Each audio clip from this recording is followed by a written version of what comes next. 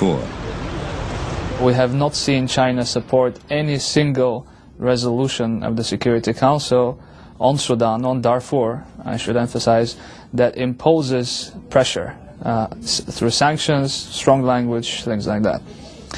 In fact, China has gone the opposite way. China has tried to weaken various drafts proposed by other member states to impose pressure on the government of Sudan regarding the issue of Darfur, which has both delayed some of those resolutions and has also, again, weakened the language. And even on resolutions which, in the end, were agreed on in the spirit of compromise, the draft resolution, the text of the draft resolution, on some of these, China again abstained.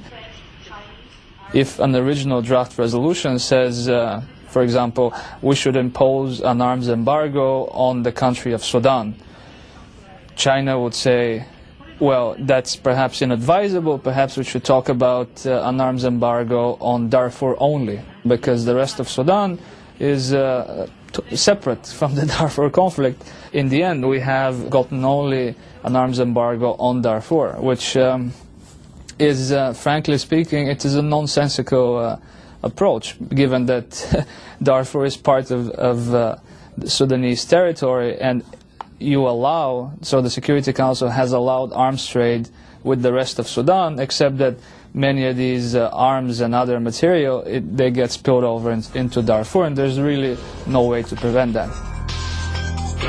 To the west of Darfur, we come once again to Chad, which has a direct interest in the Darfur crisis. Thousands of Sudanese refugees have fled to Chad, and Darfur rebels have set up bases there. Sudan retaliates by supplying Chinese oil revenue and weapons to rebels in Chad. China can therefore use its agreements with Sudan to bring influence to bear on Chad as well. And then there's another piece to the puzzle, the island of Taiwan, China's main regional adversary and an American ally.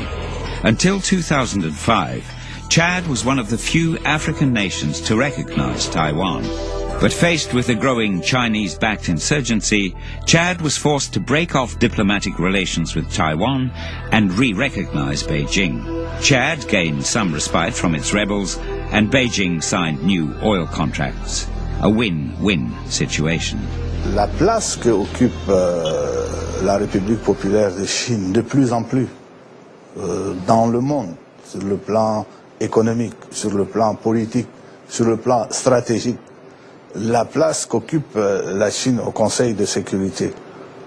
Le Tchad ne pouvait pas rester indifférent à cette position de la Chine et amené à compter avec la Chine pour faire face à un certain nombre de problèmes qu'il connaît, que ce soit en matière d'aide et de coopération avec la Chine. Nous pouvons trouver des avantages en coopérant beaucoup plus avec la Chine qu'avec la province de Taïwan, et aussi peut-être compter sur l'appui diplomatique de la Chine pour résoudre un certain nombre de problèmes qui nous préoccupent, notamment, ce n'est un secret pour personne, nos relations avec le Soudan à l'époque, le Darfour, aller vers la Chine pour leur faire comprendre notre version des choses, notre cause, notre position, et amener la Chine à avoir une attitude à égale distance entre le Tchad et le Soudan, et non pas appuyer peut-être aveuglement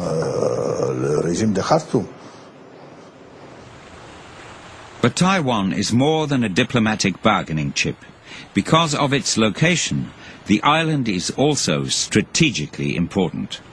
Most of China's oil comes by sea, and this is China's Achilles heel. In a crisis, China would be at the mercy of the US Navy. For the American-controlled Taiwan Strait lies on one of the main oil routes supplying all of East Asia. The Chinese are very worried that one day in the future their energy security will be compromised as a result of the fact that the United States is the hegemon in the high seas, and it has the #1 naval power in the world today. So the Chinese are doing two things. Number one, they are building a navy. They are investing heavily in blue water navy.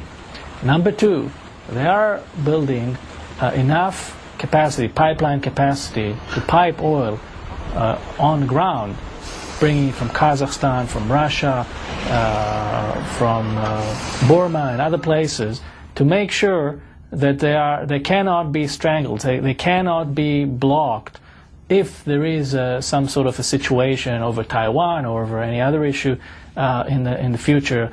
So they don't want to be in the situation that Japan was before the Second World War, that the United States imposed a blockade, an embargo, and they could not get their oil. They're very sensitive to this, and I think that's the main reason why we could see tension between the United States and China over who controls the sea lanes, especially those sea lanes that are related to energy supply.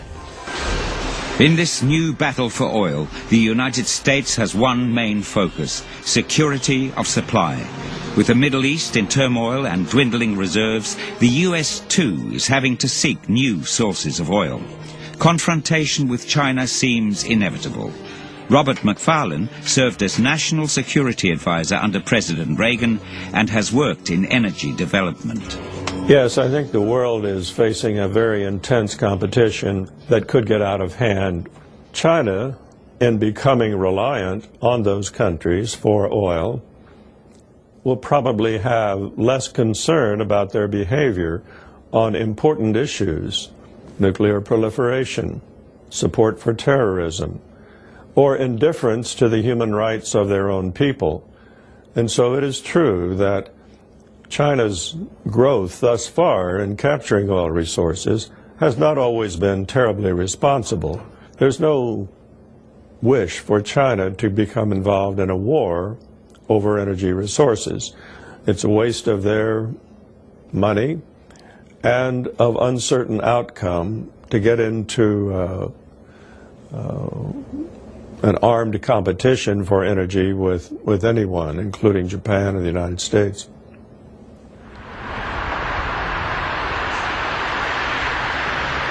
China is what it is. We cannot change China.